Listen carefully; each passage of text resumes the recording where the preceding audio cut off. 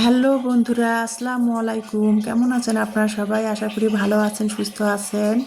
সবাই সবার পরিবারকে নিয়ে আমি প্রতিদিনের মতো আবারও হাজির হলাম আপনাদের মাঝে আরেকটি ভিডিও নিয়ে। এই যে দেখতে পাচ্ছেন, আজকে ভিডিও শুরু করেছি সকাল 8টা থেকে, 8টার দিকে থেকে চলে আসলাম রান্নাঘরে সকাল 8টায়। তো এই যে দেখতে পাচ্ছেন, সকালে গতকালকে তো আপনাদের দেখিয়েছিলাম যে বিকালের দিকে একটু আমি চটপটির ডাল, মটর ডালটা আর বুটের ডালটা ভিজায় রেখেছিলাম, ছোলা বুটটা। তো সেটা আর কি রাতে আমি ভিজিয়ে রেখেছিলাম, সেটা আর গতকালকে সিদ্ধ করা হয়েছিল না। তো সেটা সকালবেলা রান্না করে নিলাম সকালের নাস্তার জন্য। নিয়ে তারপরে কিন্তু এই যে দেখতে পাচ্ছেন, ইলমাকে দিলাম, ইলমা নাস্তা খাচ্ছে, আর ইলমার টিফিনটাও আমি রেডি করে দিলাম।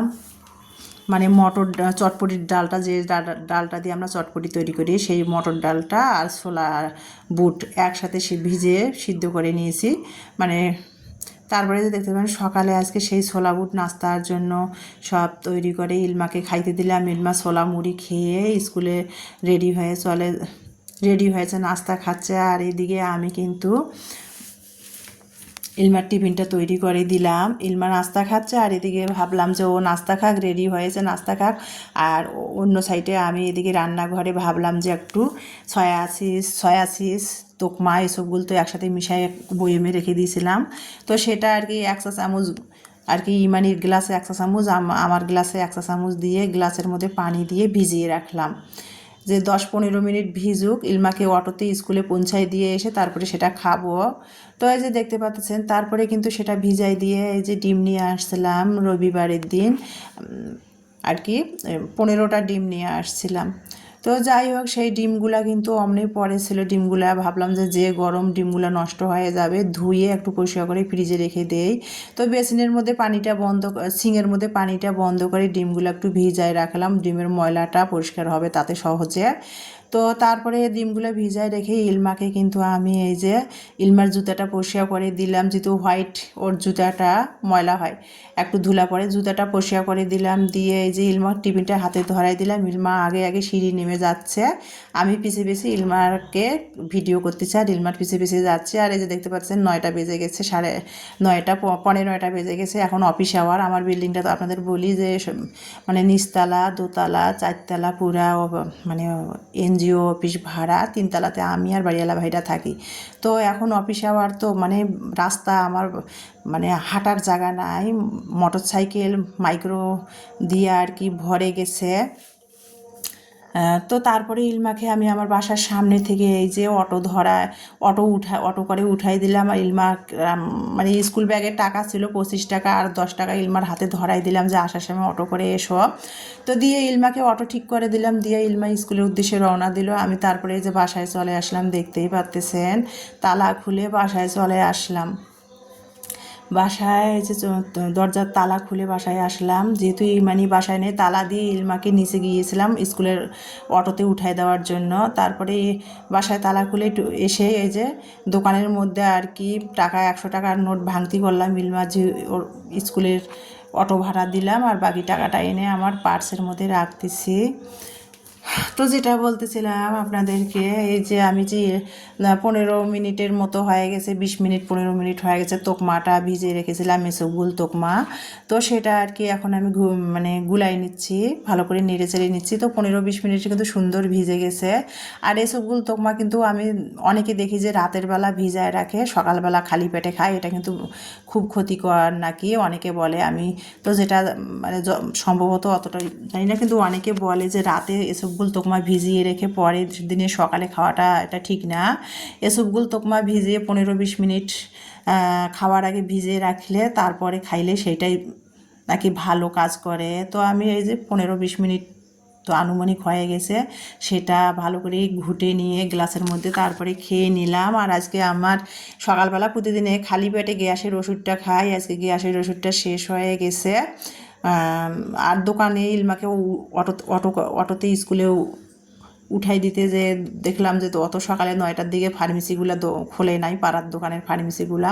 সেই জন্য আর কি করার, কিছুই করার নাই। সেই জন্য আমি কিন্তু শুধু সকালে খালি পেটে এসবগুলো তোমার পানিটা খেয়ে নিলাম, নিয়ে তারপরে ডিমগুলো কিন্তু ভিজায় রাখছিলাম, ডিমগুলো কিন্তু আমি ভালো করে পরিষ্কার করে নিলাম, পানি দিয়ে সাবান দিয়ে পরিষ্কার করে ডিমগুলো ফ্রিজে রেখে দিলাম। আর বাকি 2টা ডিম ইমানির জন্য আর আমার জন্য সিদ্ধ দিয়ে দিলাম। ইমানি তো এখনও আসে নাই, ও কোচিং গেছে। তো এই যে ডিম ছিলে নিলাম, ডিম অলরেডি সিদ্ধ হয়ে গেছে, ডিম ছিলে নিয়ে আমারটা আমি খেয়ে নিলাম, ইমানিটা ছিলে রেখে দিলাম। আর এই যে দেখতে পাচ্ছেন একটু সাথে দুধ চা বানিয়ে নিলাম, ইমানি অলরেডি বাসায় ঢুকে গেছে। তো চাটা মানে একটু কমে হয়েছে, ইমানির কাপে আর আমার কাপে দিয়ে দিলাম, ও ফ্রেশ হচ্ছিল। আর এদিকে আমি ছোলা সকালের নাস্তা খাচ্ছিলাম। এই যে ছোলা আর মটর ডালটা সিদ্ধ করে নিয়েছিলাম, সেটাই রান্না করে নিয়েছিলাম, সেটাই নাস্তা খাচ্ছিলাম।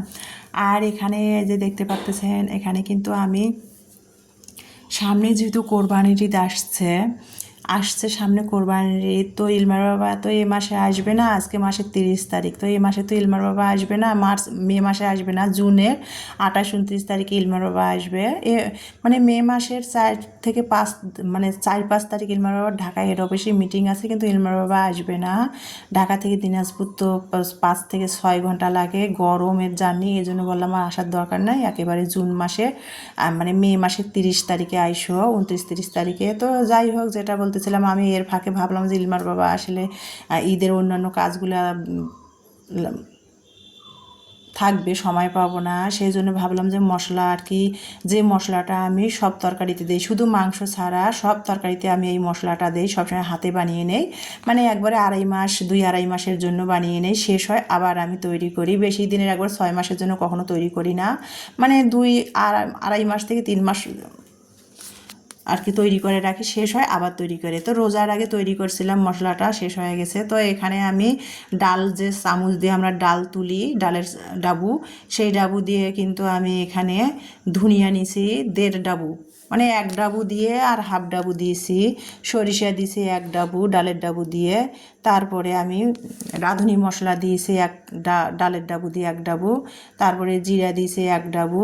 তো সব মশলাগুলা দিয়ে তারপরে কিন্তু 2টা দারচিনি ভেঙে ছোটো করে দিয়েছি, 3টা সাদা এলাচি দিয়েছি, এই যে দেখতে পাচ্ছেন এগুলো। আর মহুরি দিছি 1 ডাবু। এগুলো সব কিন্তু ভাবলাম যে প্রচুর রোদ, এখন 11টা 10:30 বেজে গেছে, ছাদের মধ্যে একটু দিয়ে আসি, একটু গরম হোক, মশমশা হোক, তারপরে আর কি আমি চুলার মধ্যে একটু ভেজে নিব। মানে না ভাজিলেও, যেমন ধনিয়াটা না ভাজলে আর কি গন্ধটা আসে না, ধনিয়াটা সুন্দর করে ভাজলে কিন্তু ধনিয়ার সুন্দর একটা গন্ধ আসে। তো রোদে দিলাম, রোদে ভালো করে মশমশা হলে না ব্লেন্ডার করতে সুবিধা হবে, জিরা ধনিয়ার গুঁড়াটা ভালো ফাঁকি হবে আর কি, গুঁড়াটা ভালো হবে। তো সেই জন্য রোদও উঠছে, সেই জন্য রোদে ছাদে দিয়ে আসলাম, পরিমাণ মতো সব দিয়ে। আর এই যে দেখতে পাচ্ছেন খালা এখানে, যেহেতু 11টা বাজে, ভাইয়াদের তো 12টা 12:30টার মধ্যে রান্না কমপ্লিট হয়ে যায়, খালা এখানে দেশি যে গোল আলুটা আছে সেটা দিয়ে করলা ভাজি করতেছে। আজকে খালা 2 চুলা, মাটির যে 2টা চুলায় জ্বালাই দিয়েছে, 2 চুলা জ্বালিয়ে খালা রান্না করতেছে। আর পাশের চুলাতে খালা লাল শাক ভাজি করতেছে। তো মুরগির মাংস ধুয়ে রেখে দিয়েছে, জিজ্ঞেস করলাম ভাত অলরেডি নাকি খালার হয়ে গেছে, তো মুরগির মাংসটা ধুয়ে রেখে দিয়েছে, করলা ভাজি আর লাল শাকটা হলে মুরগির মাংস রান্না করবে আজকে। করলা ভাজি, লাল শাক ভাজি আর মুরগির মাংস, দেশি মুরগির মাংস, সেটা আর কি ছাদে মশলা নাড়তে গিয়েছি, তো খালা রান্না করছে, সেটাই আপনাদের সাথে ভিডিওতে শেয়ার করে দিলাম। মাটির চুলার রান্না আসলে কিন্তু খেতে ভালো লাগে। তো যাই হোক, এই যে দেখতে পাচ্ছেন সামনে, যেহেতু বললাম যে কোরবানির জন্য প্রস্তুতি নিচ্ছি, ইলমার বাবা আসলে সময় পাবো না, তো এই যে রসুনও ভাবলাম যে রসুন আর কি 1/2 কেজির মতো আর কি রসুন ব্লেন্ড করে রেখে দেবো। তো রসুনগুলো সেগুলো আর কি ছিলতেছিলাম বসে বসে, আদাও কিছু ছিলে নিয়েছি, আদাও ব্লেন্ড করে রেখে দিব। এর ফাঁকে যেহেতু 11:30টা বেজে গেছে, এর ফাঁকে ইমানিত ফ্রিজে তরমুজ ছিল, তরমুজ বের করে কেটে নিয়ে আসলো, মা আমি বসে বসে তরমুজ খাচ্ছিলাম। আর এই যে মশলাগুলো কিন্তু অলরেডি 1 ঘন্টার মতো শুকে গেছে, ছাদ থেকে কিন্তু অফ ক্যামেরাতে নিয়ে আসছি আমি। নিয়ে এসে এখন আমি ধনিয়াটা ভেজে নিব। তো ধনিয়াটা ভেজে নেব, তো 3 থেকে 4টা আমি শুকনো মরিচ দিয়েছি। আর শুকনো মরিচটা কীভাবে ভেজে নিয়েছি সেটা তো আপনারা দেখতেই পেয়েছেন। তারপরে কিন্তু কড়াইটা গরম করে ধনিয়া দিলাম, ধনিয়াগুলো ভালো করে একটু ভেজে নেব। ধনিয়া ভাজলে কিন্তু ভাজা ধনিয়ার গুঁড়াটার সেন্টটা আলাদা আসে। তো এই যে ধনিয়া কাঁচা শুকনো মরিচ 4-5টা একসাথে ভেজে নিচ্ছি। ধনিয়াটা ভাজা হয়ে গেল, এখন কিন্তু আমি মহুরিটা দিলাম। ওই যে 2টা দারচিনি, 3টা সাদা এলাচি আর মহুরির সাথে দিয়েছিলাম, সেগুলো ছোটো ছোটো করে ভেঙে দিয়েছি। দিয়ে ধনিয়াটার মধ্যে গরম কড়াইয়ের মধ্যে ওইটা দিয়ে দিলাম, দিয়ে হালকা করে গরম করে নিচ্ছি। যদিও ওটা ভাজবো না, ধনিয়া ভেজে নিচ্ছি, মহুরিটা ভাজবো না, গরম কড়াইয়ের মধ্যে দিলাম আর একটু মশমশা হওয়ার জন্য। আর ধনিয়ার মহুরি কিন্তু সহজে ফিনিশিং হতে চায় না, অনেক শক্ত।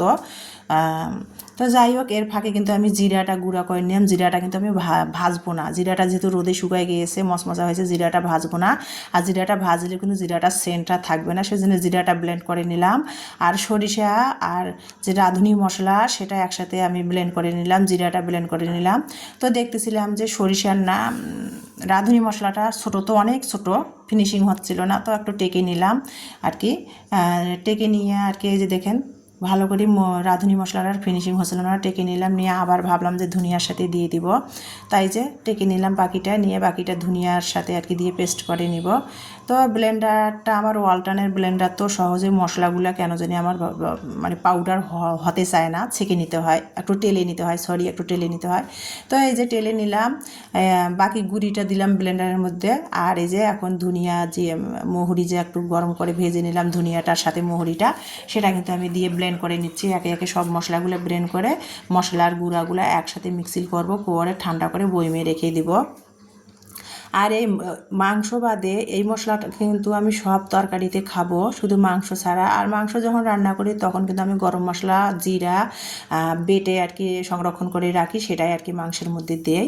তো যাই হোক, যেটা বলতেছিলাম, এই যে মশলাটা ব্লেন্ড করা হয়ে গেল, কিন্তু তারপরে কিন্তু আমি ঠান্ডা করতে দিয়েছিলাম। 1 মিনিটের মতো ঠান্ডা হয়েছে, ছড়াই দিয়েছিলাম স্টিলের একটা ট্রের মধ্যে। ঠান্ডা হয়ে গেছে, এখন কৌটার মধ্যে ভরে রাখতেছি।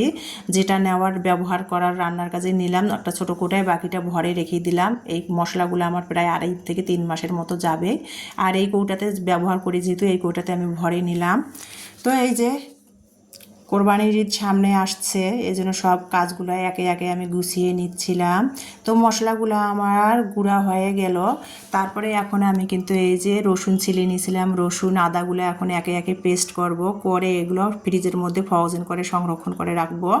কোরবানির ঈদে কিন্তু আসলে অনেক কাজ থাকে, আমি এখন থেকে প্রস্তুতি নিচ্ছি, সব মশলাগুলো গুছিয়ে নিচ্ছি। তাহলে আর আমার কাজগুলা, ইলমার বাবা আসলে আর আমার কাজগুলা কষ্ট হবে না, সহজ হয়ে যাবে। আর ইলমার বাবা 1-1.5 মাস পর বাসায় আসে, তাকে তো সময়ও দিতে হয়, তাই না? সে এক জায়গায় থাকে, চাকরির ক্ষেত্রে মেসে থাকে, সে বাসায় আসলে তাকে সময় দিতে হয়, সংসারের কাজ করতে হয়, একা হাতে সব কিছু করতে হয়। তো সেই জন্য ভাবলাম যে একে একে আমি আস্তে আস্তে করে প্রতিদিনে একটু একটু করে ঈদের প্রস্তুতি নেই, ঈদের কাজগুলো গুছিয়ে নেই। তো এই যে দেখতে পাচ্ছেন রসুনটা পেস্ট করে কৌটার মধ্যে ভরে নিলাম একটা।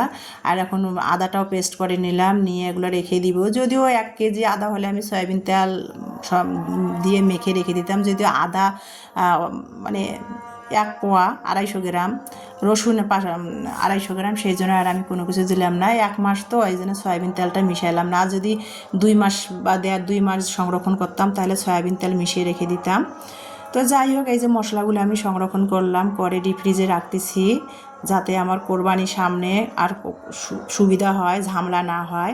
তো আজকের ভিডিওটা এই পর্যন্ত। সবাই ভালো থাকবেন, সুস্থ থাকবেন। আমার ভিডিওটা দেখার জন্য সবাইকে অসংখ্য অসংখ্য ধন্যবাদ। নেক্সট ভিডিও দেখার জন্য আমন্ত্রণ জানাচ্ছি। আল্লাহ হাফেজ।